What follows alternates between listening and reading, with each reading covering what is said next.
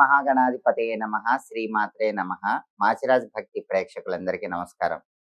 April 1వ తేదీ నుంచి ఏప్రిల్ 10వ తేదీ వరకు మేషాది ద్వాదశ రాశులకి రాశి ఫలితాలు ఏ విధంగా ఉండబోతున్నాయో, ఏ గ్రహాలు యోగిస్తున్నాయో, ఏ గ్రహాలు వ్యతిరేకంగా ఉన్నాయో, అనుకూలించే గ్రహాలు ఇంకా రెట్టింపు అనుకూల ఫలితాలు ఇవ్వటానికి, వ్యతిరేకించే గ్రహాలు వ్యతిరేకతను తగ్గింపజేయటానికి ఎటువంటి సులభమైన పరిహారాలు చేసుకోవాలో, ఏ దేవీ దేవతల ఆలయ దర్శనం చేసుకోవాలో, ఏ మంత్రాలు జపించుకోవాలో, ఏ స్తోత్రాలు చదువుకోవాలో, ఎటువంటి దానాలు ఇచ్చుకోవాలో, ద్వాదశ రాశుల వాళ్ళకి ఈ 10 రోజుల పాటు రాశి ఫలితాలు ఏ విధంగా ఉండబోతున్నాయో, పాటించాల్సిన ముఖ్యమైన విధి విధానాలేంటో ఈ వీడియోలో మనం తెలుసుకుందాం.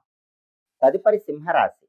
సింహరాశి వాళ్ళకి ఏప్రిల్ 1వ తేదీ నుంచి ఏప్రిల్ 10వ తేదీ మధ్యలో రాశి ఫలితాలు పరిశీలిస్తే సూర్యుడు 8వ స్థానంలో వ్యతిరేక సంచారం చేస్తున్నాడు. అష్టమ రవి దోషం ఉంది.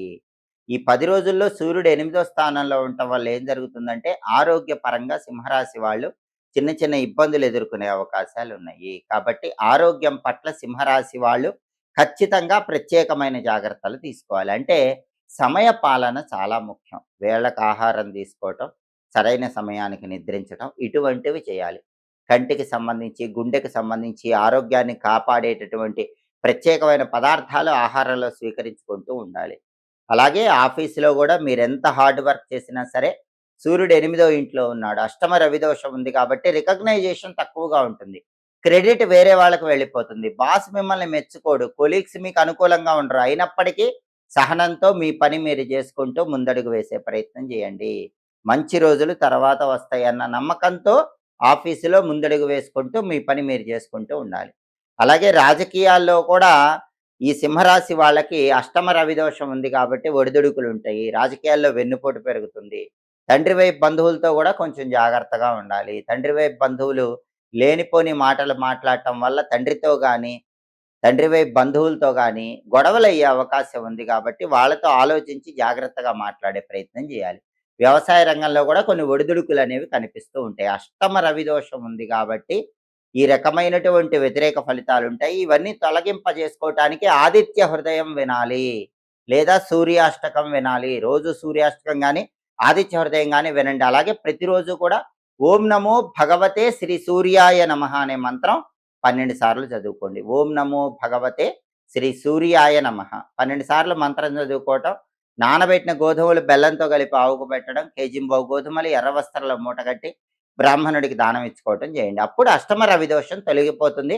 సింహరాశి వాళ్ళకి అనుకూల ఫలితాలు కనిపిస్తాయి. అలాగే సింహరాశి వాళ్ళకి బుధుడు 7వ స్థానంలో వ్యతిరేకంగా ఉన్నాడు. కాబట్టి సింహరాశి వాళ్ళు ఏం చేయాలంటే, విద్యార్థులు ఎవరైనా సరే కంబైన్డ్ స్టడీస్ కాకుండా మీరు ఇండివిజువల్గా చదువుకునే ప్రయత్నం చేయండి. సప్తమ స్థానం భాగస్వామ్య స్థానంలో బుధుడి సంచారం ఉన్నప్పుడు మీరు కంబైన్డ్ స్టడీస్ చేస్తే మీరు ఎవరితో చదివారో వాళ్ళకి ఎక్కువ మార్కులు వస్తాయి, మీకు తక్కువ మార్కులు వచ్చే అవకాశం ఉంటుంది. కాబట్టి ఈ సప్తమ బుధుడి సంచారం ఉండటం వల్ల సాధ్యమైనంత వరకు ఇండివిజువల్గా విద్యార్థులు చదువుకునే ప్రయత్నం చేయండి. అలాగే నిరుద్యోగులు కూడా ఇంటర్వ్యూలకు ప్రిపేర్ అయ్యేటప్పుడు గ్రూప్గా కాకుండా మీ వరకు మీరు ఇండివిజువల్గా ప్రిపేర్ అయ్యి ఇంటర్వ్యూకి వెళ్ళే ప్రయత్నం చేయండి.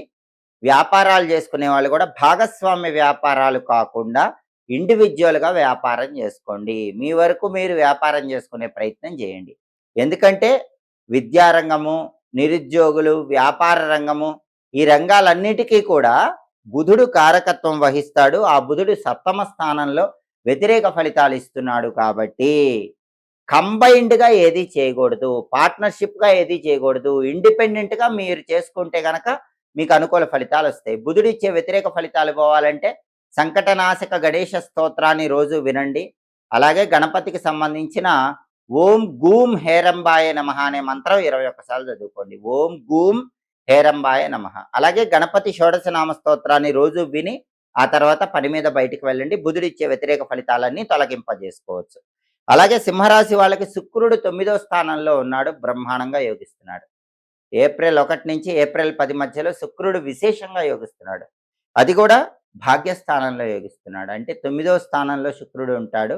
దీనివల్ల పూర్వజన్మ పుణ్య ఫలితాన్ని సంపూర్ణంగా అందుకునేటటువంటి సమయంగా సింహరాశి వాళ్ళకి చెప్పుకోవచ్చు. ఎందుకంటే శుక్రుడు 9వ ఇంట్లో ఉన్నప్పుడు చాలా వరకు కూడా పూర్వజన్మ పుణ్య ఫలితాలు కలిసొచ్చి అదృష్టం కలిసొస్తుంది. ఊహించని విధంగా కెరీర్ పరంగా బావుంటుంది. అలాగే ఆరోగ్య సమస్యలు ఇతర గ్రహాలు సృష్టించినా గూడా 9వ స్థానంలో శుక్రుడు ఆ ఆరోగ్య సమస్యల నుంచి బయటకు తీసుకొస్తాడు. కళారంగంలో అనుకూలత ఉంటుంది. వైఫ్ అండ్ హస్బాండ్ రిలేషన్ బావుంటుంది. 9వ స్థానంలో శుక్రుడు వల్ల ఈ అనుకూల ఫలితాలన్నీ సింహరాశి వాళ్ళు పొందగలుగుతారు. అలాగే కుజుడు 7, 8 స్థానాల్లో వ్యతిరేక ఫలితాలు ఇస్తున్నాడు. సప్తమ కుజ దోషం ఉంది, అష్టమ కుజ దోషం ఉంది కాబట్టి, ఈ సమయంలో చాలా జాగ్రత్తగా ఉండాల్సిన విషయాలేంటంటే, లైఫ్ పార్ట్నర్‌తో జాగ్రత్తగా ఉండాలి. పెళ్ళైనటువంటి సింహరాశి వాళ్ళకి లైఫ్ పార్ట్నర్‌తో గొడవలయ్యే అవకాశం ఉంది. చిన్న విషయాలకే పెద్ద గొడవలయ్యే సూచనలున్నాయి. అలాగే లైఫ్ పార్ట్నర్‌కి సంబంధించిన ఆరోగ్య విషయాలు కూడా జాగ్రత్తగా చూసుకోవాలి. అదేవిధంగా 8దో ఇంట్లో కుజుడు ఉన్నాడు కాబట్టి ఏప్రిల్ 3 నుంచి ఏప్రిల్ 10 మధ్యలో సింహరాశిలో జన్మించిన స్త్రీలైతే భర్తను ఎప్పుడూ కనిపెట్టుకుంటూ ఉండాలి. వాహనాల మీద వెళ్ళేటప్పుడు కూడా చాలా జాగ్రత్తలు పాటిస్తూ వాహనాల మీద ప్రయాణం చేసేలాగా చూడాలి. అంటే సింహరాశి వాళ్ళకి కుజుడు 7, 8 స్థానాల్లో పూర్తిగా వ్యతిరేకంగా ఉన్నాడు. ఆ వ్యతిరేక ఫలితాలన్నీ తొలగింపజేసుకొని అనుకూల ఫలితాలు పొందాలంటే నానబెట్టిన కందులు బెల్లంతో కలిపి ఆవుకు పెట్టడం, కేజింబావు కందులు ఎర్ర వస్త్రంలో మూటగట్టి బ్రాహ్మణుడికి దానం ఇవ్వటం చేయాలి. ఓం నమో నారసింహాయ మంత్రం రోజు 21 సార్లు చదవాలి. లక్ష్మీ నృసింహ కరావలంబ స్తోత్రం చాంటింగ్ వినే ప్రయత్నం చేయాలి. ఇవి చేసుకుంటే కుజుడిచ్చే వ్యతిరేక ఫలితాలు తగ్గిపోతాయి. కాబట్టి సింహరాశి వాళ్ళకి రవి అష్టమంలో ఉన్నాడు. కుజుడు సప్తమంలో, అష్టమంలో 2 చోట్ల ఉన్నాడు. బుధుడు సప్తమంలో ఉన్నాడు. ఈ సంచారాలన్నీ కూడా వ్యతిరేక ఫలితాలను కలిగింపజేస్తే కేవలం శుక్రుడి సంచారం మాత్రమే అనుకూల ఫలితాలు ఇస్తుంది కాబట్టి మిగిలిన 3 గ్రహాలకు సంబంధించిన పరిహారాలు చేసుకుంటే అప్పుడు సింహరాశి వాళ్ళకి ఈ వారం మొత్తం యోగదాయకమైన ఫలితాలు అందిపుచ్చుకోవచ్చు. ద్వాదశ రాశుల వారికి ఈ పరాభవ నామ సంవత్సరంలో నిత్యావసర వస్తువులకు సంబంధించి అనేక రకాలైన సమస్యలు ఎదురవుతున్నాయి. పెట్రోల్ పరంగా, డీజిల్ పరంగా ప్రజలందరూ అనేక రకాలైన ఇబ్బందులు ఎదుర్కొంటున్నారు. అలాగే సిలిండర్ల పరంగా కూడా ఇబ్బందులు ఎదుర్కొంటున్నారు. ఇలా నిత్యావసర వస్తువుల పరంగా ఇబ్బందులు ఎదుర్కోవటానికి కారణం ఏంటంటే, పరాభవ నామ సంవత్సరంలో గ్రహ కూటములు ఎక్కువ వచ్చినాయి. పంచగ్రహ కూటములు ఏర్పడ్డాయి.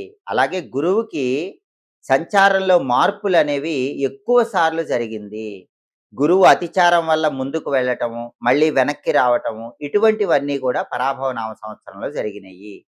ఈ గురువు అతిచారం ఉండటం వల్ల, పంచగ్రహ కూటములు ఏర్పడటం వల్ల యుద్ధ వాతావరణం నెలకొనటం, శాంతి భద్రతలు తగ్గటం, నిత్యావసర వస్తువుల పరంగా ఇబ్బందులు ఏర్పడటం ఇవన్నీ కూడా జరుగుతున్నాయి.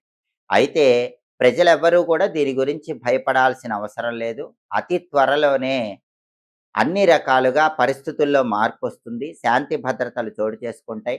నిత్యావసర వస్తువుల పరంగా ఉన్న ఇబ్బందుల నుంచి, సమస్యల నుంచి సులభంగా బయటపడవచ్చు.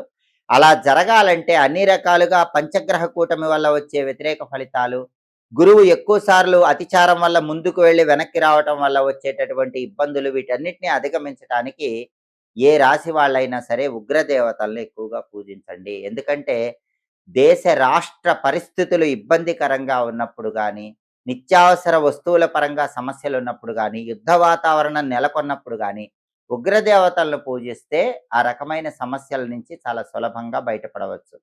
సామూహిక స్తోత్ర పారాయణలు గూడా విశేషంగా సహకరిస్తాయి. అందుకే ఖాళీ సమయంలో ఏ రాశి వాళ్ళైనా సరే, ఎక్కడైనా సరే సామూహిక లలితా సహస్రనామ స్తోత్ర పారాయణలు చేసినట్లయితే అది విశేషమైన శుభ ఫలితాలను కలిగింపజేస్తుంది.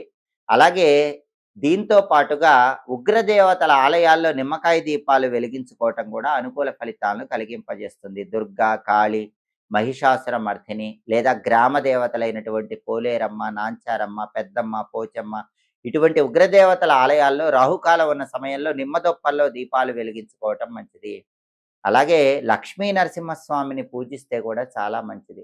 అందుకే వీలైనప్పుడు లక్ష్మీ నరసింహస్వామికి అర్చన గాని, అభిషేకం గాని చేయించుకోవటం. అలాగే ప్రజలందరూ కూడా ఏ రాశి వాళ్ళైనా సరే అనునిత్యము కూడా ఈ సమస్యల నుంచి దేశ రాష్ట్రాలు తొందరగా బయటపడటానికి స్నానం చేసి ఇంట్లో దీపం పెట్టి ఉగ్రం వీరం మహావిష్ణుం జ్వలంతం సర్వతోముఖం నృసింహం భీషణం భద్రం మృత్యోర్మృత్యుం నమామ్యహం అంటూ సుదర్శన మంత్రాన్ని 9 సార్లు లేదా 11 సార్లు చదువుకోవటం ద్వారా కూడా ఈ రకమైన సమస్యల నుంచి సులభంగా బయటపడవచ్చు. అలాగే కాలభైరవాష్టకాన్ని వింటూ ఉంటే చాలా మంచిది. కాలభైరవుడికి జలాభిషేకం శివాలయంలో చేయించుకోవటం, కాలభైరవుడికి మారేడు దళాలతో శివాలయంలో పూజ చేయించుకోవడం ద్వారా కూడా ఉత్తమ ఫలితాలు కలుగుతాయి. దేశ రాష్ట్రాల్లో వచ్చినటువంటి ఈ విపత్కర పరిస్థితులన్నిటి నుంచి బయటపడటానికి ఈ ప్రత్యేకమైన పరిహారాలు ఏ రాశి వాళ్ళైనా, ఏ నక్షత్రం వాళ్ళైనా చేయండి. మీకు నిత్యావసర వస్తువుల పరంగా వచ్చేటటువంటి సమస్యల నుంచి బయటపడటానికి కూడా ఈ పరిహారాలు విశేషంగా సహకరిస్తాయి. అలాగే అందరూ కూడా కష్ట పరిస్థితులు ఎక్కువగా ఉన్నప్పుడు ఓం రామ్ రామ్ రామ్ రామ్ రామ్ రామ్ రామ్ రామ్ మమ విపదం నాశయ స్వాహ అని ఎల్లవేళలా మనసులో స్మరించుకుంటూ ఉండండి. ఈ సమస్యల నుంచి బయటపడండి. ఎప్పటికప్పుడు గ్రహాల సంచారంలో వచ్చే మార్పుల వల్ల ద్వాదశ రాశుల వాళ్ళు రాశి ఫలితాలు తెలుసుకోవాలంటే, అలాగే దాంతో పాటుగా దినఫలాలు, మాస ఫలాలు వీటన్నిటి గురించి తెలుసుకోవాలంటే మాచిరాజు భక్తి ఛానల్ తప్పకుండా చూడండి.